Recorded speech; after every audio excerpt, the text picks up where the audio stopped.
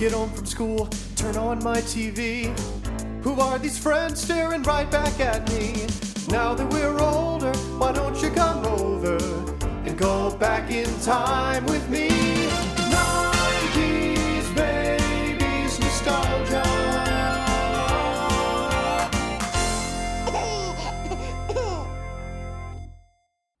Hi, I'm Amanda. And I'm Jessica. And this is 90s Babies Nostalgia, where a couple of 90s babies rewatch and sometimes watch for the first time tween entertainment from the early 2000s. Just to be clear, we are not affiliated with or sponsored by anything that we talk about on the podcast. We just really love talking about TV and, in this case, movies. And today we are talking about An American Tale. I feel like we're struggling more and more as we synchronize. It's just going to get to the point that we're like, it's just going to be in slow motion. Yeah, you can say anything in unison if you say it really, really slowly. If you haven't seen An American Tale, we did not either.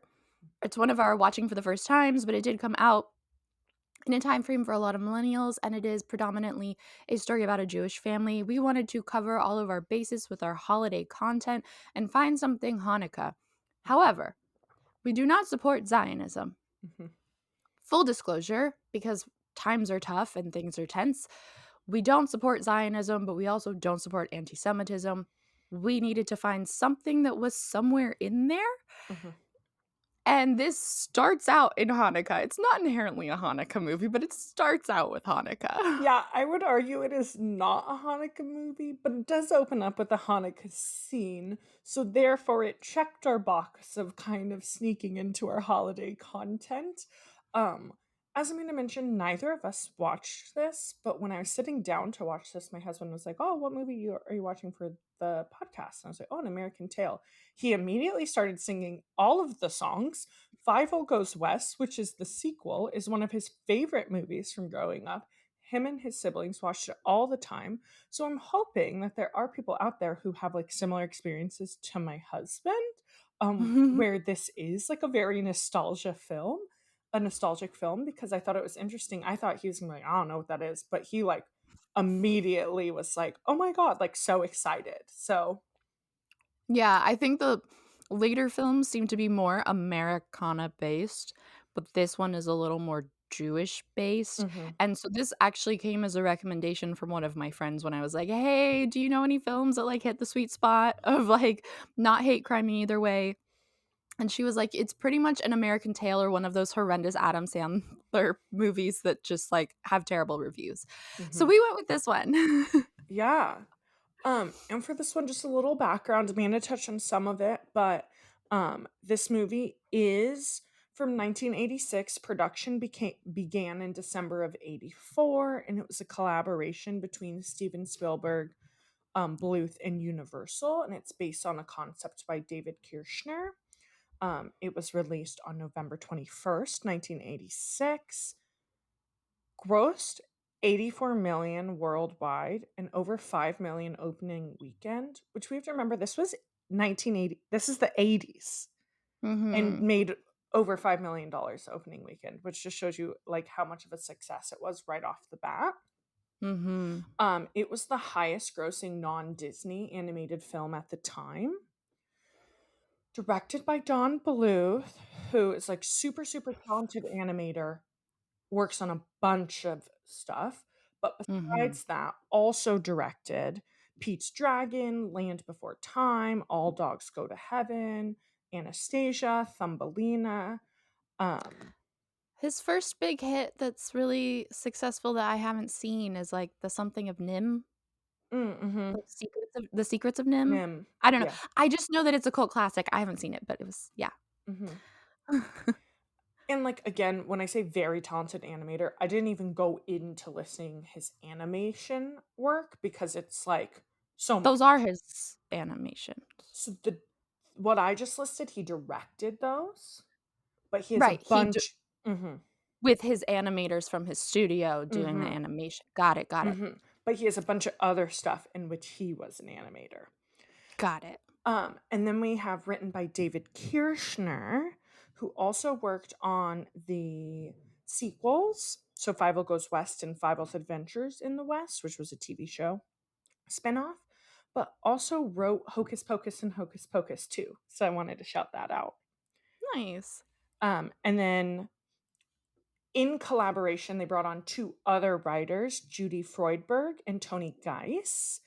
And both Judy and Tony had a ton of experience with Land Before Time, Sesame Street, Tale of Peter Rabbit. So really, really working with identifying with children and writing to children. So that's kind of why their expertise was brought on to make this film such a success. In addition to having a lot of people in production related to animation and successful children's content, we also had a lot of voice actors who maybe we don't necessarily know by name, but have been hugely successful in animation and voice acting, and some in acting. So our main characters, I really enjoy how you wrote this out with the mom and dad first instead of our main character first, but that's fine. We've got Mama Mousekewitz. That's their name. The mice is the Mousekewitz. You wrote her name is Eric? Eric Yon, mom It of the might be family, Erica.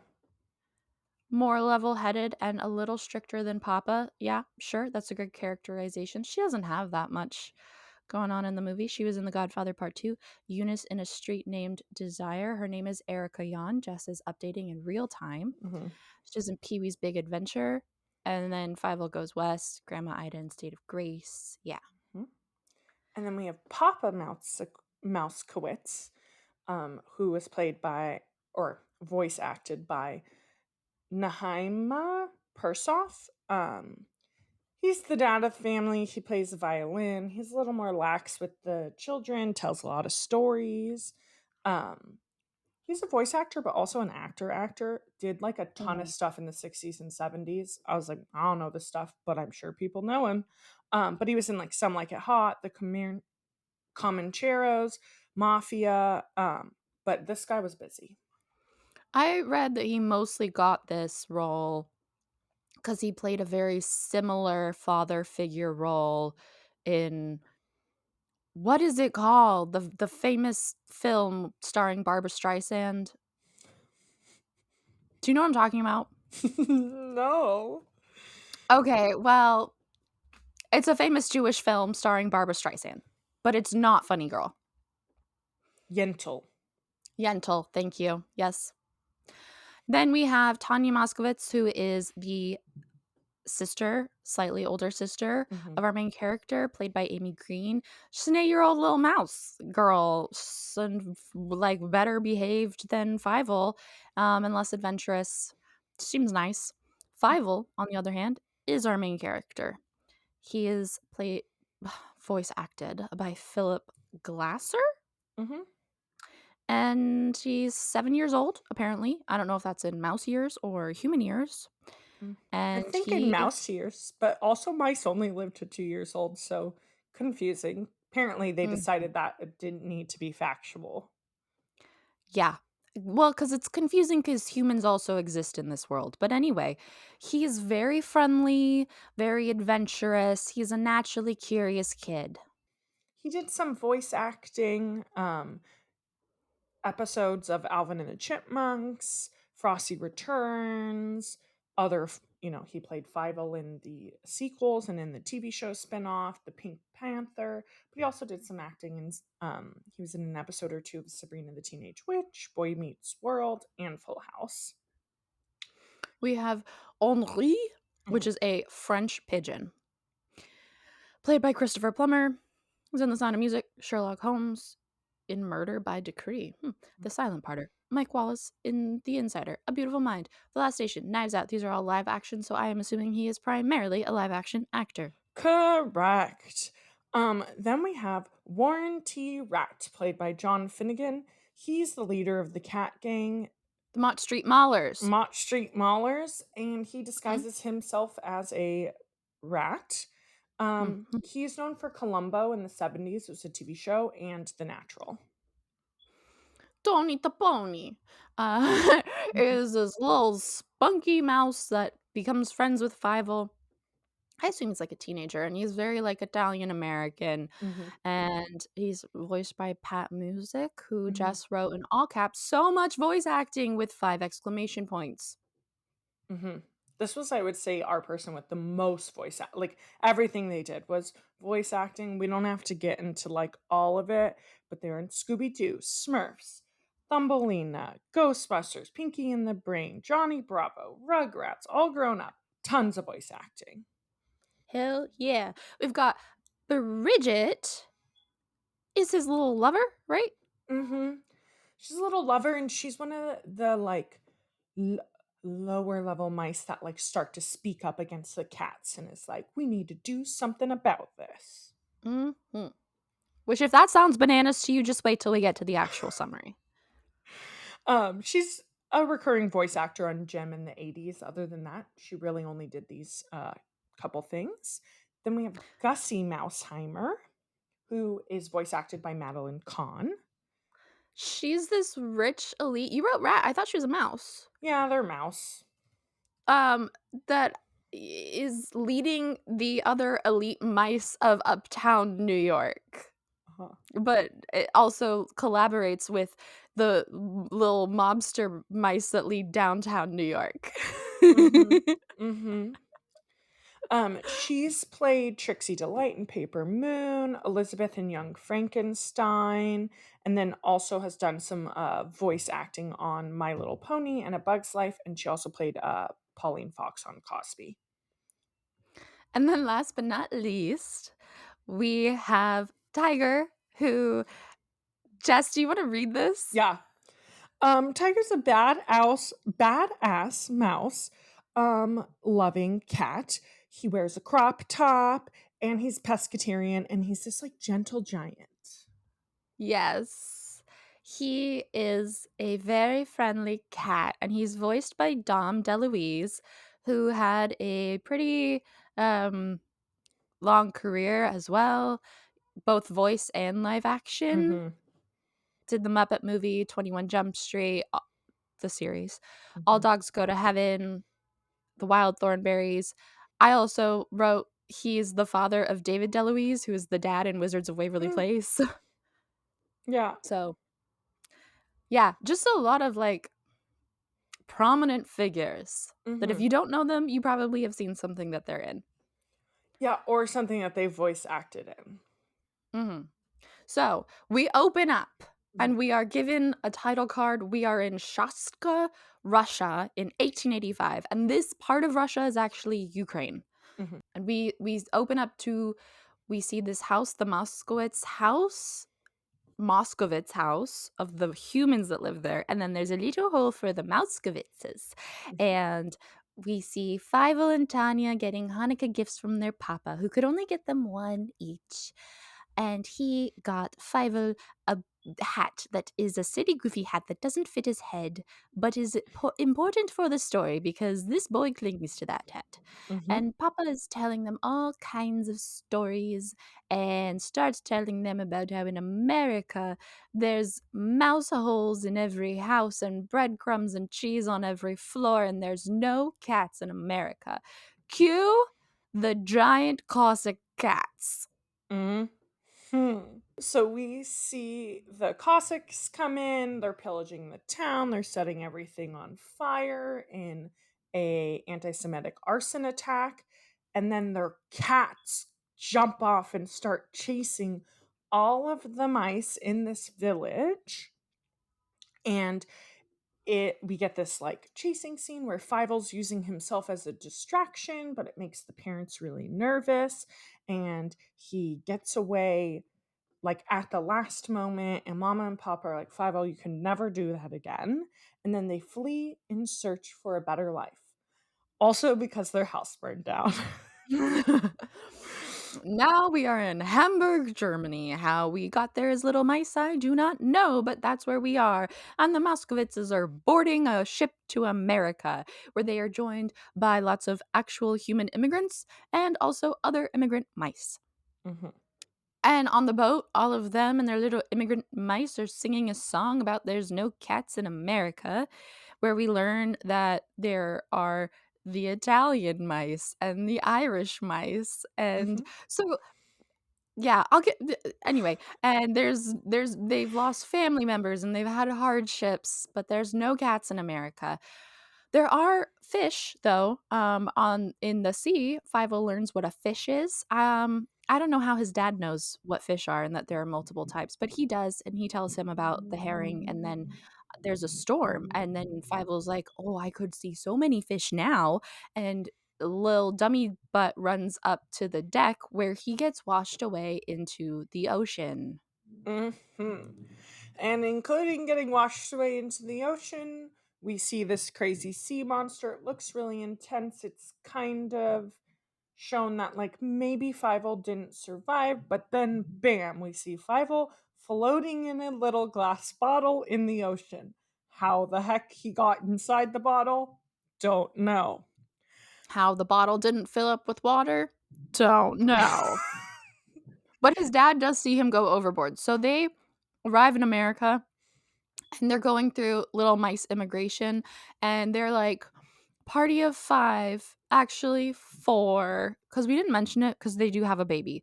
But that doesn't really matter because the baby's not in half the shots anyway. Mhm. That goes into later comments. But yeah.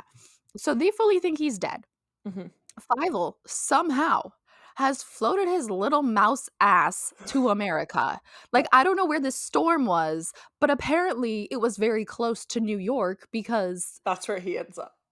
he ends up and he gets picked up by Henri, a French pigeon, Mhm. who takes him with his busty pigeon lady friend to immigration after singing their song about never say never and their hopes of America.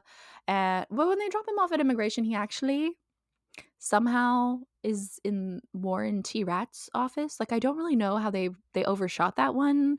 I mean, I think he just like stays around immigration. I don't know. I was confused at that point, but he ends up with Warren T. Rat, who's like, "Oh, look at this little kid." Throw him in the sweatshop. Mhm. And Yeah. in the sweatshop, Fievel's sad. He wants to escape. All the mice there are like, you just need to get used to it. Grow up, kid. And so he ties all of the sheets or maybe pillowcases, not really sure, together. And he climbs out the window with his new friend, Tony. Well, he tries to climb out with Tony, and Tony like sees him fall out and is like, "Five, Philly, wait!" And then runs after him because at first Fievel's going on a little adventure and he's alone, and then eventually Tony catches up to him. Also, Fievel was inspired by Rapunzel. Yes, Just felt the need to say that. he was. Back at the Mouskovitzes, wherever they have landed up, Tanya's like, "I just have a feeling that he's still out there." Hmm. And his parents are like, "That hope will die." So sad. Meanwhile, Fievel and Tony are on their adventure and they come across this cute little Irish thing standing on top of the carts telling the mice that they need to rise up against the cats because there's power in numbers. And Tony just like down bad real fast. Hmm. And then cats attack. Yeah. Fievel's like, we don't need to worry about this. There's no cats in America. And then, bam, cats. He is being chased by a cat, and it's just whatever. There's a lot of cat mice chasing scenes. Like, are we watching Tom and Jerry? I don't know. And so Fievel gets swallowed by a cat, but then the cat spits him back up because he's like swallowed whole. And then he makes like a quick little escape.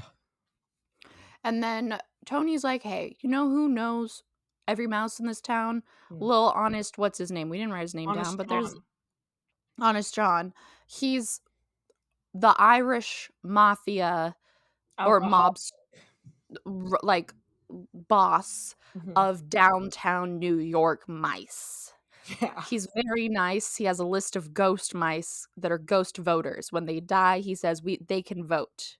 So he's rigging elections. It's incredible. And in walks Gussie Mouseheimer, and they're like, "That's the most powerful mouse in New York. What is this witch doing down here?" And she says, "We need a wowie." And Mhm. he says, "A what? A wowie." Wowie. Oh wow, you when all the people come together and they talk about the problems, oh, a rally. for freedom from the cats. And she's like, I'll bring the mice uptown, you bring the mice from downtown, we got this. And in this, we kind of learn that they're paying Warren T. Rat for protection that he never provides. And so that's part of the rally too. They're like, we really need to come together because Warren T. Rat is just taking all our money and not helping either. And Fievel at the rally comes up with a plan. We don't know what it is because he whispers it to them and they whisper it to each other. But there's a plan where they're going to build a secret weapon, and then the cats have to be lured out to the dock or to the pier at promptly 6 o'clock, or else it won't work. And we see them assembling this weapon. And also, of note, both while Tony and Fievel are running around New York City, and also while they are building this thing, we get shots of them like very narrowly missing the Mouskovitzes. Like they're very regularly running on top of each other. Yeah, like you'll see them like climbing up a ladder, climbing across something, and then below or right below are the Mouskowitzes. So it's showing that like he's in the same exact area as his family, but they just keep having these like near misses from reuniting with one another. Tony and Fievel are going to meet up with Bridget because this is part of like This is the next morning. yes, the plan to release a secret weapon on the cats, and they're running late, and so Tony's running super super fast, and Fievel loses track of him and is kind of lost and turned around, and then he starts to hear the violin, Which his Papa plays. So this is recurring. He hears music and he goes, Papa? So he hears the violin coming from a sewer and just jumps on in and happens to stumble across the den of the Mott Street Maulers, aka the Cat Gang.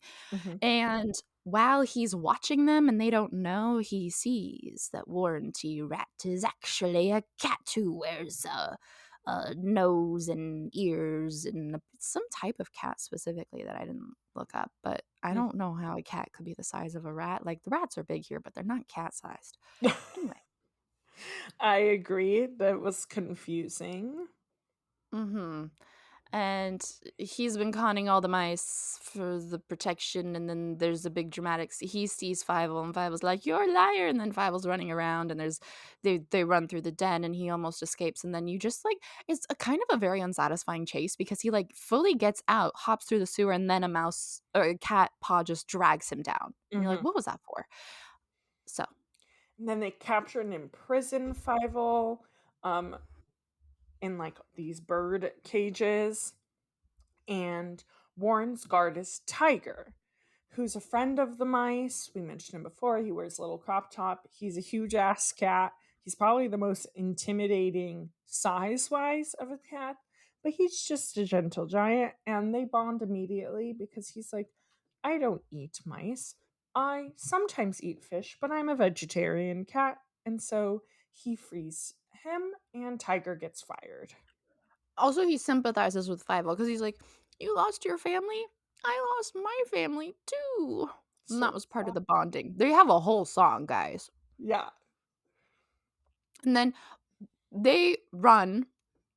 So they get caught releasing Fievel. Tiger gets fired, but also the cats are like chasing him, and Warren T. Rat is chasing him, and Fievel's shouting like, cats, cats. And everyone's like, oh my god, cats, we need to release the thing.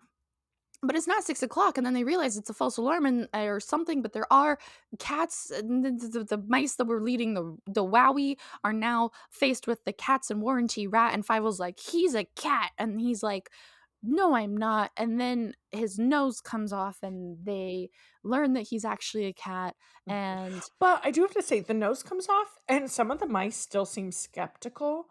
So then they're like, show him your ears. And then like his mouse ears go away, and then his little cat ears are there, and then they believe him. But it's very confusing. I kind of got it though, because when he first took his nose off, I was also a little confused. I was like, what those ears don't look like cat ears. Sure. Maybe he's a hybrid. And then the mice agree to stop paying money, and he sets fire to their hideout.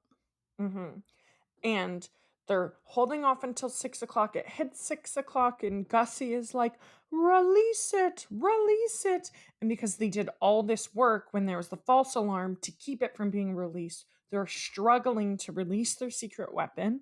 They eventually cut it free, and it's this giant mouse that they created out of like wood piece and scraps and stuff that they found, that is called the giant mouse of Minsk, which we hear Papa tell a story about this giant mouse at the beginning of the movie. And it causes the cats to be chased all the way down the pier and into the water. And then they somehow all get caught on the anchor of this boat that is then going to Hong Kong. So all the They cats get shipped away. the cats can't swim. Uh-huh. So I think it was like almost like a doggy paddle and the anchor was the closest thing. Got it. And they just accept their fate. And so this is, I guess, why it was 6 o'clock was important, because it was like the ship for Hong Kong is departing. Mm-hmm. And they're like, I gotta learn to count in Chinese. Well, their little cockroach accountant, who we haven't mentioned, says that. And then he maybe says some stuff in Chinese that might not be Chinese. I don't know. I didn't look it up. And by cockroach accountant, that is Warren T. Rat's like sidekick. A cockroach that lives in his pocket and does his books. Yep. So the cats are going off to Hong Kong, where surely there are also mice. Then, in the aftermath of this, there's kerosene is just spilling everywhere, like flooding the pier, and Yeah. Fievel's been knocked out unconscious, and he's like trying to get up, but he's concussed. This kid has been concussed like 3 times in this film. Yeah. And there's fire spreading and water from the firefighters mixing with the kerosene, and Fievel can't get up, and then he ends up in like a group of orphan mice somehow. And they're like, your family doesn't care about you. Mhm. And he's like, you're right, if they did, they would have found me, and if they don't care, then I don't care anymore. But Yeah. he does care, because then he cries himself to sleep. Yeah, he's 7 years old. He cares. So then, while all of this is happening, Bridget and Tony are still running around calling for Fievel, trying to find him in the aftermath of the cats getting shipped away. And Papa and Tanya overhear them calling out for Fievel, and Papa's kind of like, there are a bunch of other mice named Fievel, like it could be a false alarm. But then Mama sees his hat, and they're like, his hat is here, that means he has to be around. So Tiger shows up, he allows all of them to catch a ride on him as they ride around to go find The Fievel. the entire Moskowitz family, plus Tony, plus Bridget, plus Gussie. Gussie Mausenheim or Uh-huh. Mouse, or I don't know, whatever. The German lady. I think, is Honest John also on it? He might be. He might be, and if he's not, I'm confused why he's not. But yeah, lots of mice on Tiger, and they're all like, I did not expect to be riding a cat. Yep. And then they find Fievel. We get this reuniting scene with Papa and Fievel. And the final little thing we get is they put the hat back on Fievel, and instead of it being too big, his ears now hold it up. And so they're like, you're now all grown up. And then also, not important, but the final scene is a Statue of Liberty scene, and we see it being fully constructed by Henri the French pigeon. Yes, Henri takes some of the mice, and then his busty girlfriend takes some of the mice, and then a gaggle of pigeons collectively carry Tiger in the air. So they can all fly around the Statue of Liberty. Yep. And that's how the film actually the film ends with Fievel being like, what's all that over there? Looking into the horizon. And Henri is like, that's more of America. And he's like, can I see that? And he's like, you will someday, which sets us up for Fievel Goes West, which is the next Which film. is the sequel. Yep. And cut. Yeah. So that's the plot. And if you're confused, yep. It's I don't where do I start? Anyway, what did you think of it, Jess? As we mentioned, I've never seen it before, neither of us have. I actually loved it. I thought it was so cute. I loved that it like had songs, but it wasn't really a musical. They were just like dispersed throughout nicely. Um, It's because it Spielberg wanted it to be a musical, but they didn't have enough time and money. money, yeah. And I like that it's like telling this really real story of immigration while also touching on other like big political moments and anti-Semitism and all of these things through the story of this like adventurous child mouse. It's almost like a very adult story, but it's very like it's G-rated. Everything we just described. There's a bunch of cat and mice chasing scenes. Like it was just a very very fun watch, and it was not. I don't know what I was expecting, but I don't think it's what I was expecting. Fair. What did you Fair. think? I enjoyed it. I have more notes coming up later when we talk about the things we loved and the things that we didn't love, and I definitely have specific notes, but overall, I enjoyed it. I don't know as a kid that I would have really understood it. And there were things that I didn't understand as an adult. Like not the metaphors I got Yeah. blatantly, but I did not catch like the giant mouse of Minsk and like the I didn't know Fievel's name for the first 30 minutes. I just there was some listening skills that I was lacking that were required of this film, I Mm. think. But I enjoyed the adventure and I was constantly amazed at how much ground this little mouse covered in New York. Oh my god, truly. He got around. Um, Other things I want to note here about the film in general is not necessarily expected, but somewhere out there, which we didn't mention, but it is a song that Fievel and Tanya sing, peaked number 2 on the Billboard Hot 100s, and it ended up being one of the most popular songs from an animated film since the 1950s. It won multiple film and TV awards, as well as it won a Grammy for Best Song Written for a Motion Picture, and it won Song of the Year. Okay, I have to ask though, because there's a version of the kids singing it as a duet, and then there's a professionally recorded version that starts in the credits. Was it that one? It's the professionally recorded version that won the Grammys. With I don't know who's singing it, but an actual singer. Yes, yes. We also have to talk about the time period and the impact that Don Bluth had on animation. He started his career, sorry for the sounds of New York. He started his career at Disney as an animator, left because it was boring, came back, left and took like it was like about a quarter or a third of their animation studio with Mhm. him to create his own animation ventures because he felt like the more technologically advanced Disney animation got, the less that they focused on the story. And so his big thing has always been about using classic animation styles and also meaningful stories, making smart animation.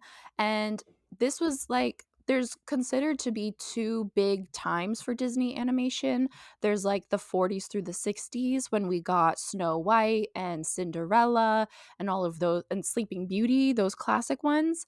And then we had the Disney Renaissance, which really kicked off around like 86, but even more so 89 with The Little Mermaid, and went into like The Lion King and Mulan and all of those in the 90s. And so Don Bluth was like the only animator to really challenge Disney's dominance. This was his one of his most successful films. He had a lot of box office bombs. Mhm. Thumbelina at the time was a box office bomb and it was critically panned. I don't know how. I grew up watching that film. Mhm. Obviously, Anastasia is the one that everyone's like, "What? How is that not Disney?" Because it's so good. But also, kind of ironically to me, it said that the success of this film kind of helped kick off Disney's renaissance with animation because I think it like got the audience back into animation more. Yeah, and you have to think he took many staff from Disney plus him himself. Like, even though this film was not a Disney film and it constantly surprises people, it is in some vein done similar to the way that Disney does animation films because they were all trained by Disney. one of the quotes of the guy that was running the Disney animation studio, or running Disney at the time, was like, "Yes, it was a big hit, but it was maybe the best thing that's ever happened to us, or Oh, that could have happened to wow. this office." Yeah. Interesting. There are, like, Disney's old 9 men, which were 9 old animators that did a lot of the classic Disney films, and that was Walt Disney dubbed them that. Don Bluth was not one of them. He worked under one of them on multiple films, so he knew how they worked. I would say his stuff, though, like, if you think about Anastasia and Thumbelina and this film, like, he has a very distinct style that feels like it could be Disney but is just slightly off. Totally. And when his own studio, because it filed for bankruptcy like 3 different times and was moving to Ireland and stuff, was up in the air, he also then worked at Fox Animation, where he made Anastasia and some other films before they shut down, and at the time, Fox was, like, the only big rival animation studio for Disney. And now Disney owns Fox, so they own Anastasia. Hmm. Do we want to get into some of like our favorite moments or things we want to talk about? Absolutely. Um, I just have to mention I really loved the song "No Cats in America." It was a bop. I enjoyed it. It made me feel like I couldn't watch this movie with my cat next to me. Fair. You pointed this out, I also added to it. I really love the themes of it. I love that it's about immigration, and they include details that we as adults would catch more than kids, like their names being changed to American-friendly names at immigration, the sweatshop theme, and the various hate crimes, and that there's, like, different marginalized mouse groups with Yeah. the Irish Catholics and the Italians in addition to the Jewish Mhm. mice. And all the different marginalized groups getting together to have a rally to stand up against something. Yeah, there's a lot of really, really excellent themes that, again, I don't know if children are understanding or connecting to those themes, but watching as an adult, it was very cool to see. Yeah. One of the things that I would not have known, but I read about, was there's a clip when Fievel's first running through New York where he sees school mice in a classroom and he's watching them through a window. And Spielberg said he included that because his grandfather would tell him that Jewish kids could only get an education by, like, sitting outside an open window of a school Oh, wow. and listening to them. A lot of this was inspired, well, we kind of noted it later, but a lot of this was inspired by Spielberg's grandfather's stories to him, who is Russian Jewish, and or was Russian Jewish, and his name, I think, was Fievel. Was Fievel, yep. Yeah, originally execs said that Fievel was too unique of a name, basically too ethnic of a name for leading an American children's film, and Spielberg was like, haha, no, I'm gonna use it. And they compromised by having Tony call him Philly for Philly. half the film. Hmm. That was a compromise. I think it was great, you know? Yeah. Because if he had a more American name, I feel like it wouldn't make sense necessarily. Um, Yeah. So I love those details was my yeah, my overall point. yeah. Um, I wrote that Tiger serves crop top better than Winnie the Pooh. I stand by that. I do not understand. I don't know why this is things that we love and not in things I don't love, but I do not understand this immigration process, because why are there mice from Italy and Ireland on this boat in In Hamburg, like maybe Russia. in Germany, Yeah. in Hamburg. Yeah. So, and Russia, but, like, Russia kinda makes sense, like, the closest port would be Helsinki probably, but that's not as big of a port, and, like, Hamburg isn't that far away from it, but Sure. then, like, unless they were in Eastern Russia, in which but they're not, they're in Ukraine. Anyway, so, just, like, geographically speaking, it doesn't make sense for mice to travel from Ireland No. to Germany or even from Italy, and I know Hamburg is a huge port city, but those Dublin Mhm, is a huge port city. mhm. Italy has huge port cities, and I'm sure immigration happened from there. Yes, also Ireland is an island. They receive everything through their ports. So it doesn't make sense that they would go all the way to Germany. Yeah, like, maybe there's something I'm not understanding But this was a time when immigration was largely prohibited from Asia and probably Africa and like places with people of color. So a lot of Europeans were coming in. So I just don't feel like they should have had to travel all the way to Germany. I agree. Also, Fievel's the luckiest mouse ever. Like, yeah, a lot of bad shit happens to him, but excuse me, he should have died like at least 5 times. Yeah, I agree. He nearly escapes death like every 10 minutes in the movie. Also, you wrote, "How is Tiger a vegetarian?" Which he does clarify he's a pescatarian. He eats fish. Cats are carnivores. I know. Things we don't. Okay, so believe it or not, those are the things we loved, even though I ranted about immigration. I did love that song where they had people from different countries. Anyway, things we don't love as much. This movie is like actually terrifying at many moments. Mm-hmm. So the cats all the time, but specifically the cats in Russia during the like Terrifying. arson scene are the creepiest things I think I may have ever seen in an animation. Like they are like black and they have these crazy teeth and they're like kind of distorted and there's close up on their faces. It's scary. Yeah, they're like not even cats. They're all shadows almost. Yeah. They morph and they're all the same fur coat, which is confusing. Yeah, they look terrifying. Scary. The only friendly cat is Tiger. Oh, totally. Yeah, and the other cats are pretty scary too in America, but specifically the ones in the beginning. I was like, oh my God, this is for children? This is in like the first 15 minutes. It checks out, though, that an orange cat is the friendliest. Oh, of course. And then also in the same like terrifying vein, when Fievel goes overboard and right, the boat gets caught in this thunderstorm, Fievel goes overboard and is floating in the ocean, we see this like sea monster that's like kind of like it's a sea monster, but it's very, very scary. I was gonna try to explain what it was doing, but I'm like, it was being a sea monster. I didn't read it as a sea monster. I read it as like personified waves because it Sure. was the waves. It was like the waves were alive and Yeah. intentionally attacking the ship. Yeah. When I was reading up on the film, though, apparently there were more of these Mhm. scenes with the waves being personified and it being like pretty intense. And Spielberg was like, we got to cut this. This is too scary for children. And I'm like, just the part they left in is scary enough. Mm-hmm.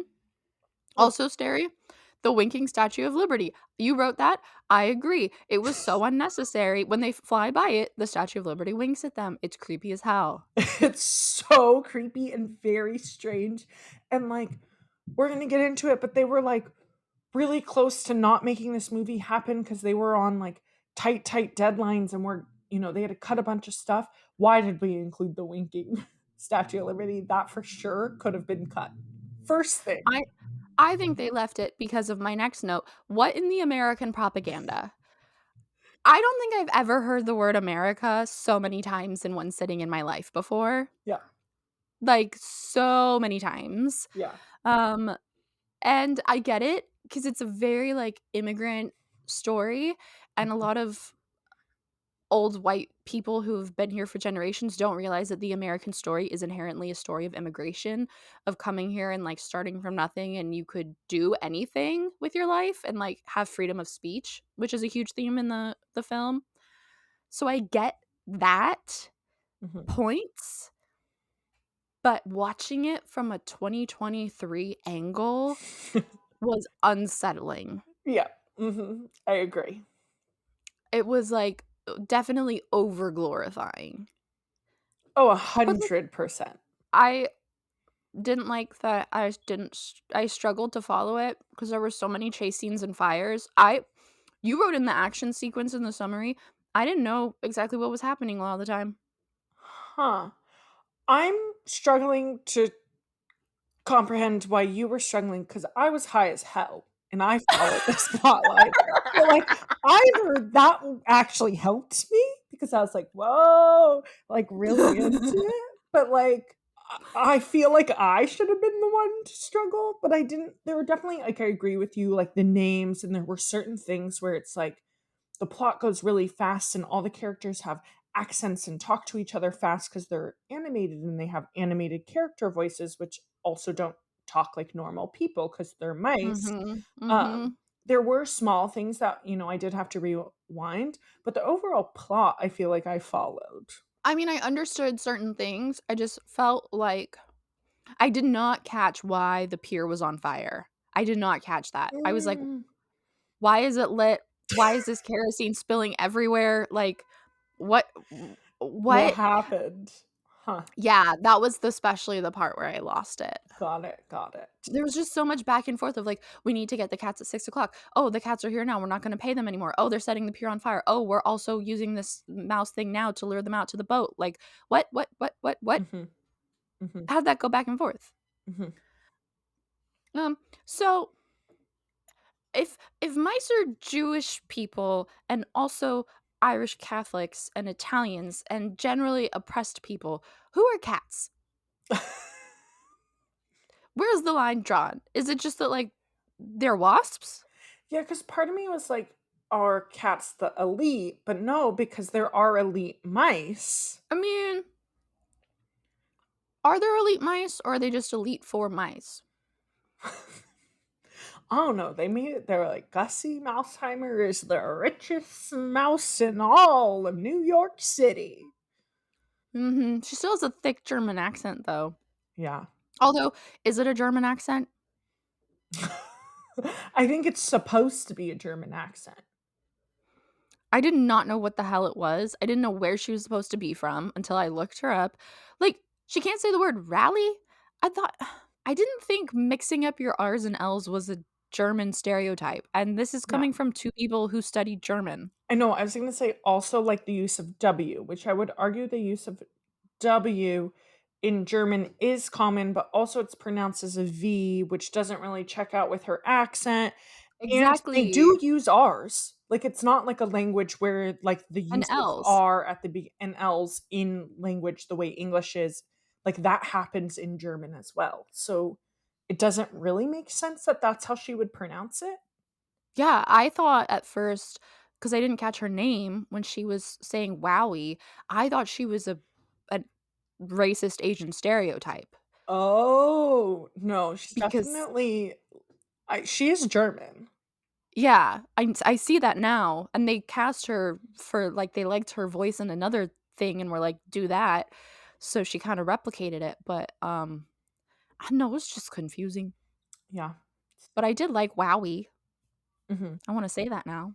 Mhm. You said you didn't like Fievel's singing voice, but why not? It's not good. But what? It just sounded like a little kid that's playing a mice singing. Yeah, but usually, like, if I'm gonna hear children sing, then I want Cindy Lou Who. I want a Mm, child that sounds like a child but can actually sing. Why are you making this child that clearly cannot sing torture my ears? it's fair. I didn't think it was as bad as you're making it sound. I wasn't like impressed by any means, but I didn't think it was bad. Tilly's was okay, but Mhm. not Fievel's. Those high notes were not okay. Okay, fun facts. We already mentioned this. Fievel was the name of Steven Spielberg's grandfather. Mhm.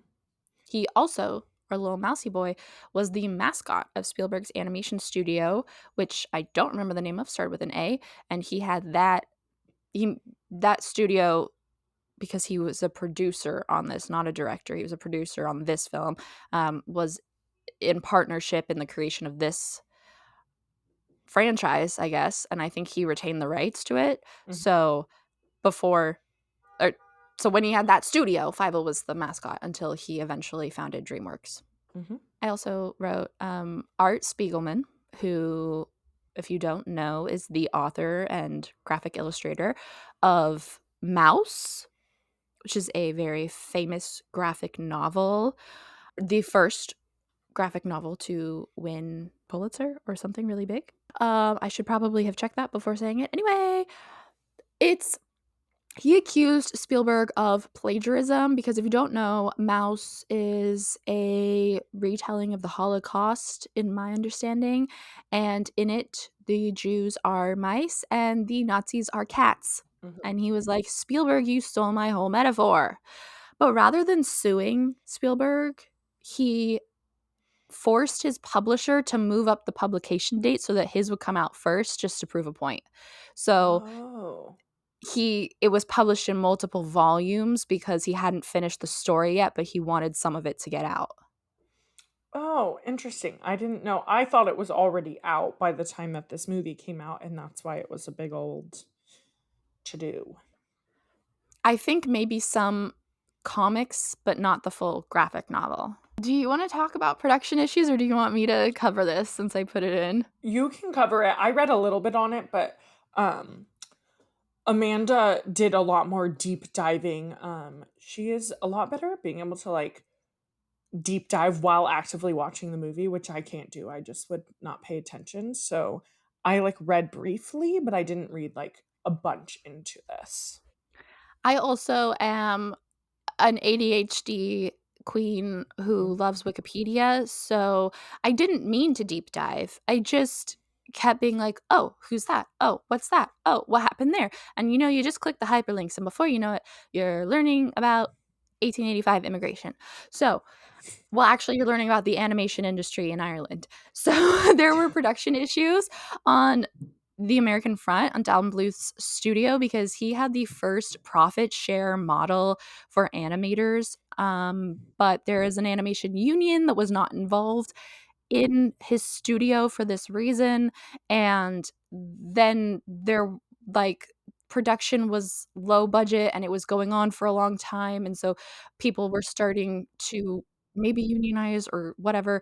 So then he started to move his studio to Ireland where there were subsidies, I think, for moving your company over there, which him moving a studio there then kickstarted an entire animation industry in Ireland, which was a big deal for a while. Wow. Spoiler, him leaving Ireland made the other animation studios also leave Ireland, and then they went from like millions of euros to 100,000 euros a year in that industry. Wow. But anyway, so he moved a lot of them to Ireland. He had a strained relationship with Spielberg because he felt like there were so many hands involved in this and they wanted approval over everything that he was losing creative control. So this kind of ended their working relationship. And he did not work on the subsequent films and TV show afterwards. Those were all Spielberg. And he also had to cut multiple scenes from the story because of the production issues and the budget, which you mentioned the waves, Mhm. but some of them were also that would add more context. Like there was supposed to be more of a journey across Europe from Russia to Mhm. Germany, and there was supposed to be a prolonged scene in the sweatshop to really like Yeah, and a song, an additional that. song by Fievel, so maybe good that that got cut since you didn't like his singing voice. Thank Um, you.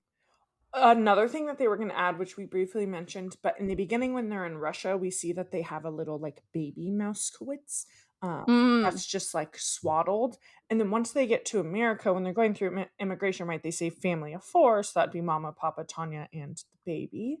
So, we assume the baby made it with them, but we don't ever see the baby again. I think we see the baby on the ship, but yeah, the baby just disappears halfway through the film. Yeah. I would say, as far as quotes go, not the best thing we've watched. No, I think there are a lot of, like, cute moments, and it's a very fun watch, but it's not very quotable, and I don't know if this is because it's animation, but no, I feel like other animation is quotable. I think it's just the way the story's written. It's focusing on the story, not on the quips. Yeah. Um, One thing that I'm pretty sure Fievel says at the beginning when Papa is telling his story, she goes, "Was it anything like the mouse with the long hair that the prince climbed up?" And I just liked the idea that like the animals have the same exact like folklore and like children's stories that we grew up with, just instead of it being humans, it's mice. But again, who decides that Rapunzel is a mouse and not a cat? Sure. But maybe if the cats were telling the story, then Rapunzel would be a cat. Also, none of the mice had hair. outside of a normal hair, right? No, none of them had long hair. I feel like No, they did. Tony had Bridget the, did. like, oh yeah, she did. Never mind. Then when they're at the rally and they're planning what to do to get the cats to come at 6 o'clock, they're like, what do we do to get them to come here? And then they're like, nah, nah, nah, nah, nah. Like basically just saying like tease the cats. In unison, a bunch of mice practice teasing the cats. Nah, nah, nah, nah, nah. And it was just really cute. I wrote down one quote when what's his name? The rat, fake rat. Warranty rat. Warranty rat.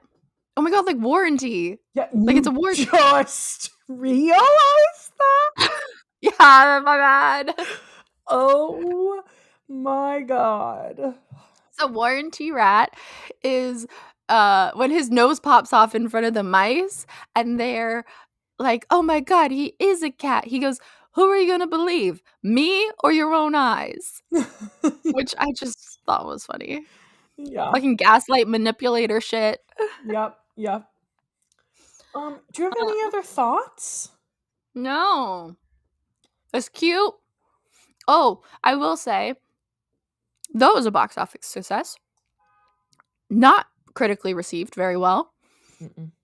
And some of that's skeptical. Like, some of them were like, it wasn't Jewish enough. It backs away from being Jewish. And Spielberg was like, I'm sorry, was the Hanukkah scene and the Jewish name and all of that not clear to you? Because, like, as a Jewish person, it was very clear to me. But some of it was also criticism of Spielberg of like, so he's hit a formula and he's getting too comfortable with it because it's like cat and mouse scene, song, cat and mouse scene, song. And it's like there's a lot of chases and action to where you're kind of losing the story. And I agree.